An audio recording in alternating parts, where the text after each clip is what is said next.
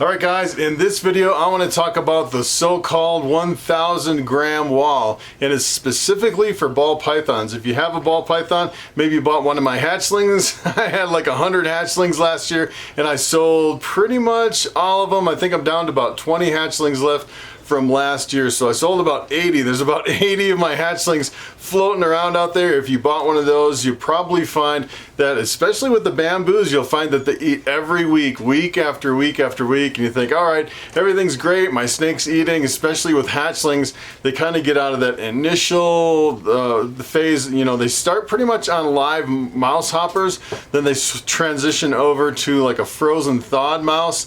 And then once they hit a certain size, they will eat anything. Let me tell you, especially my bamboos, they'll just pound down the food. And all the hatchlings, especially once they come out of the first initial kind of a struggle to get feeding, and that's kind of what I struggle with before I sell them, and they get to a certain size and then they just eat like crazy. And if you have one of my ball pythons, I can almost guarantee at this point it's going to be eating like crazy. And you might be surprised, all of a sudden one day you're going to feed your ball python and it's going to refuse to eat, and you're going to try to feed it the next week and the next week and maybe the next week, and it'll just refuse and refuse and refuse. And that is what we call the so-called 1,000 gram wall. And sometimes it can be extremely frustrating. Sometimes it can happen right at 1,000 grams. Sometimes it can happen a little earlier than 1,000 grams. And I actually have two snakes, two of my hatchlings from last year that have decided to fast, and I can't get them to eat. They've skipped probably the last 3 or 4 meals, and that means they haven't eaten for about a month. But they have a pretty decent size too. I'm not really worried about them not eating. The thing you really have to worry about is if they go on a really long fast. I'd say for like 4 or 5 months, especially with a smaller hatchling, then if it gets too small, you have to be kind of concerned about it. There's not a whole lot you can do other than trying different types of foods. You could try live or frozen thawed or fresh killed. You can try mice, rats, or African soft furs, and in extreme cases I've seen people use like a hamster or something like that. But I want to show you a couple of my snakes that I have that have gone off of food, the hatchlings from last year. And typically, you know, I've been doing ball pythons for about 5 or 6 years now, and when a ball python fasts, I don't even worry about it. Even if they start getting pretty skinny and go on an extended fast, it's pretty much par for the game. And let me show you those two snakes. Alright, so here are the two hatchlings I had from last year that both went off food. I definitely do not keep them in the same tub. I have them in separate tubs, but they're exactly the same. They are both lemon blast, scaleless head ball pythons. They're both females. And the funny thing is they're almost, you know, head to head as far as weight and age and everything. As a matter of fact, when one went off food, the other one went off food the very same week. I couldn't believe it. And I can't figure out if it's really morph specific, because all my other hatchlings are eating really well, and it just so happens that I had two of these exactly the same, and they both went off food the exact same time. I mean, what's the coincidence of that they would both go off food exactly at the same time? And what I'm going to do is I'm going to get a quick weight on them here. Let me turn on my balance, and I know they're definitely not 1,000 grams. These guys are really early, and let's just take a quick weight on them real quick. Yeah, this one's only 333 grams. Let's take a look at this one, see how much this one weighs. This one is 285 grams. So this is, I would say this is a really early 1,000 gram walleye. I can't figure out why these guys won't eat. They've skipped, I'd say, 3 or 4 meals so far, but if you look at their body condition, the body condition is really good for these guys. So there's no problem at all with these guys fasting. You know, I always say, you know, if a snake is eating good, feed it well, because when it goes on a fast, then it has a lot of body reserves for when it does go on a fast. But I just thought it was really interesting that these are my very first hatchlings from last year that has decided, for whatever reason, just to stop eating. And let me tell you, as a ball python breeder, year, it's pretty much the norm as far as, you know, what's going on with my ball pythons. I always have some ball pythons that are fasting, and if you have a hatchling, maybe for the first time, and you're not used to it, let me tell you, it can really shock you when your snakes go off of food, and it's really nothing to worry about. So here's a snake that is truly at the 1,000-gram wall, and this one just recently went off of food. This is my spider pied female, the white wedding. So she's a pied with the spider mixed in, no color at all. It's really interesting that she went off of food, and it's just right before the 1,000-gram wall. She is at 915.6 grams, and it's pretty typical, I'd say, for some snakes at the very first fast to be about this size. I'd say it's pretty unusual for those other two to go on a fast at about 300 plus grams. It's kind of unusual. I've never really seen one go off of food that early, especially two exactly at the same time. And typically, if you have a snake that goes off of food, it'll be approximately this size. This is a 1,000-gram wall right here. Okay, so there's one more reason that snakes would fast, and it's besides the 1,000-gram wall, and that would be from being paired and in the middle of the breeding season. So I paired up 13 of my females this year, and as you can see, they look like they've eaten a lot of rats, that they look like they're really fat. And as a matter of fact, this one is building eggs, and it's really not, it's not eating, it's really not hardly drinking at all. It looks like this could be a pre-lay shed here, and it was pretty much from here they go into an ovulation. I think I have this lemon blast over here that I think is an ovulation. I peeked in here earlier, and it looks like she's really fat right in here. And typically what they do is right before they lay eggs, they ovulate, and the ovulation is where the eggs become fertilized, and then pretty much after that, it doesn't matter if you pair them up or not. And at first glance, if you looked at the snake, people would say, man, that snake is obese. And as a matter of fact, this snake hasn't eaten probably, I'd say, in 2 or 3 months, which is pretty incredible. And I have a bunch of females up here that at this point in the year, they're just really looking really fat, like they've eaten a lot, but they really are off food. They're not eating at all, and they're in the breeding season. And as a matter of fact, it seems like at this point of the year, I have a lot of extra rodents because none of my snakes are really eating. Here's one. This is the one that's going to lay next. My het caramel. I did an ultrasound, and she is really big. She could lay probably 15 eggs. She is a really big, I think she was 4,200 grams the last time I weighed her. She's just a really massive snake. And let's see what else I have. So this pinstripe fasted for a long time. Look at that girl.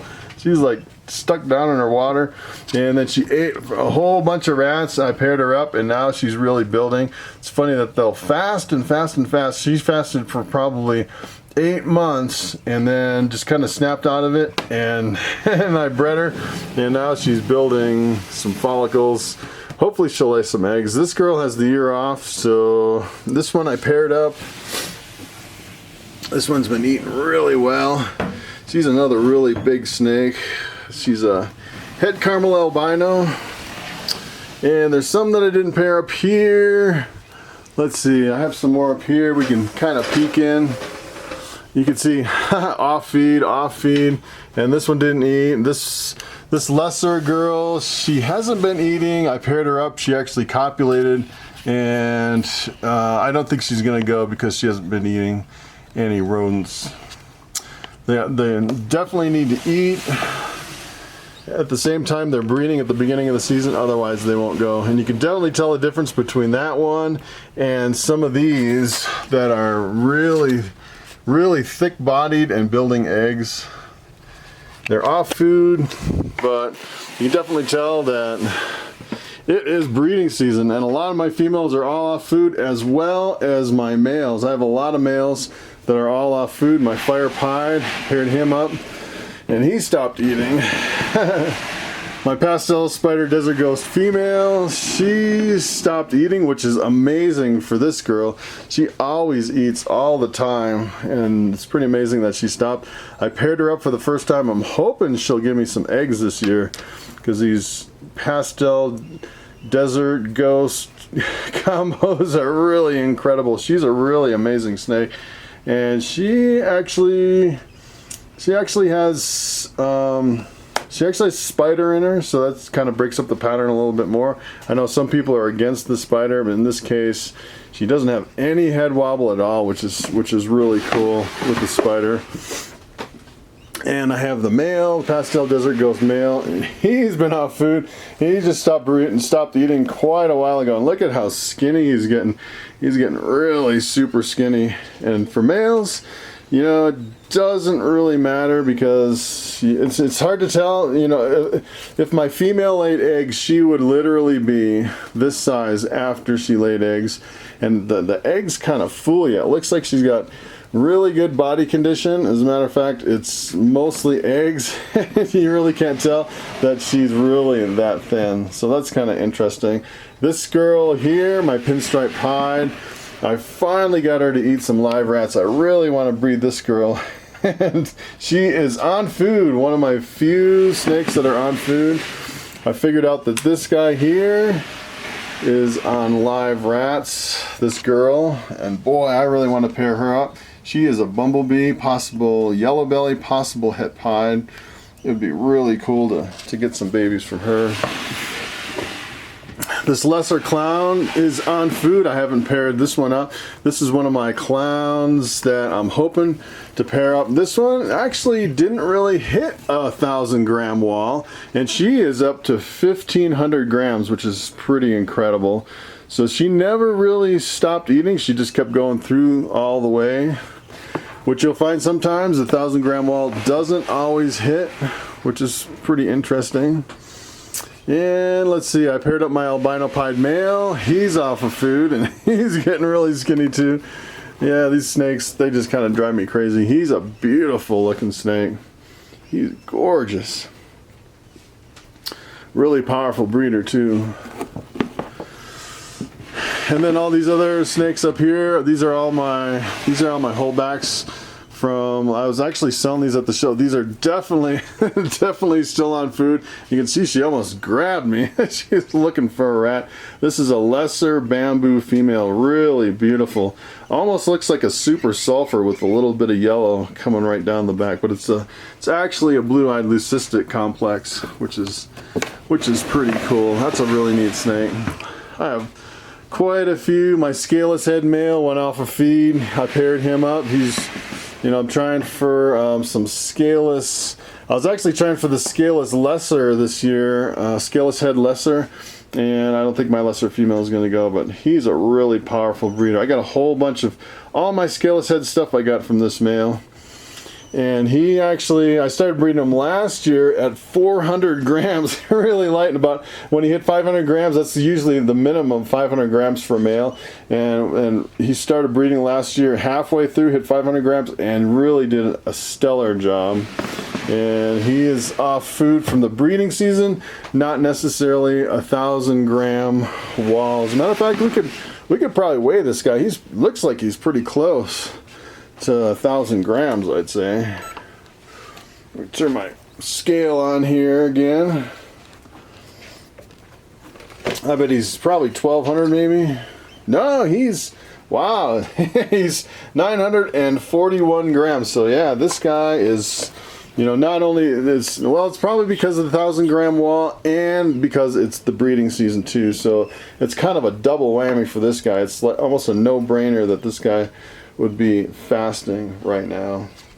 So last week when I was selling snakes at the reptile show, some guy comes up to my table and he was all in a panic frenzy. He said, "Oh my goodness, my snake hasn't eaten in 2 weeks. He missed a meal last week." And he said he was used to cats and dogs eating day after day, 2 meals a day. And you come over to the ball python world, and let me tell you, it's a completely different game. If your snake misses a meal, it's no problem at all, let me tell you. And some of these snakes can go on an extended fast, and some people may be tempted to force force feed a snake, and that's the last thing that you want to even think about. You definitely do not want to force feed a snake.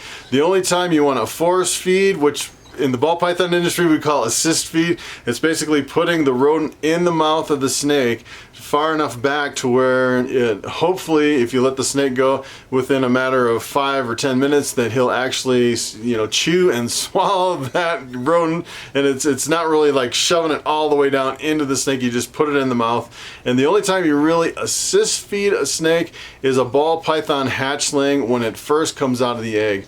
And usually what happens is some snakes, a certain percentage, either they're really too small and they're really underdeveloped. I had a couple albino pieds that were really super small, and they really needed some help to get those first few meals in. Some of them I actually assisted like 8 or 9 times before they would take their first meal by themselves. It was pretty intense. Typically an assist feed you can do, like, I would say probably 3 times before they'll start taking it on their own. And typically what happens is when you have to assist feed a snake, they can't really figure out the difference between being aggressive towards the mouse or being in feeding mode. So a lot of times you'll feed them, and what they'll do is they'll aggressively bite at it instead of bite and wrap and eat it. And that's where they get confused, and that's the only time that you really want to step in and assist feed a ball python. Let me tell you, if you have an adult snake that's fasting for a whole year, you don't even want to think about assist feeding, because it can be really traumatic for the snake. And as a matter of fact, if you feed them incorrectly, you can put them off of food. I've seen people, they'll take a live rat, put it in with the snake, and the rat bites the snake. And hopefully you're watching the snake. You gotta really keep an eye on it so your rat doesn't hurt the snake. Live feeding is pretty tricky. You only want to keep the rat in, I'd say 5 minutes maximum, and you always want to keep an eye on it. And if it doesn't eat the rat within 5 minutes, then take it out. And the thing is if the ball python goes through a really traumatic experience as far as a feeding experience, sometimes just that act can put the ball python off of food. So if you put a rat in there, the rat bites the snake, and then all of a sudden the snake says, all right, I'm not gonna touch that rat because I got bit by that rat. And that's another reason that ball pythons can go off of food. So if you have a really picky eater and it's off of food and you just can't feed it, one trick I would say is go back to the very beginning, what ball python hatchlings eat from the start, and that is a live mouse. They eat live mouse crawlers or live mouse hoppers right from the start, and it's like candy to ball pythons. So if you have a really picky eater, what you can try is like a large live adult mouse, depending on the size of your ball python. I would say, you know, typically from 1,000 grams and up, if they're really stubborn, you can try live mice. The only problem is you can get a ball python that's pretty much stuck on live mice. And I actually have a really big spider jungle woma female. All she will eat is mice, and I actually tricked her to eat a rat once, and she regurgitated that rat. It was pretty amazing. She'll only eat now she'll eat frozen thawed jumbo mice.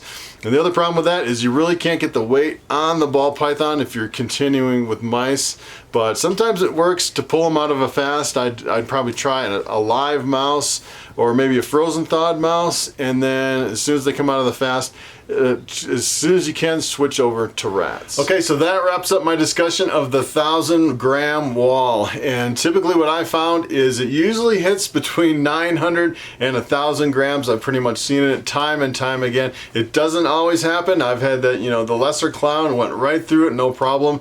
And there's also a few morphs that seem like they're kind of immune to a fast, and that would be the desert ghost. Seems to have an incredible appetite. Very rarely will that particular morph fast, as well as the bamboo. So the desert ghost and the bamboo seem like they're almost immune to the fast, especially to the 1,000-gram wall. So thanks for watching, and I will see you next time.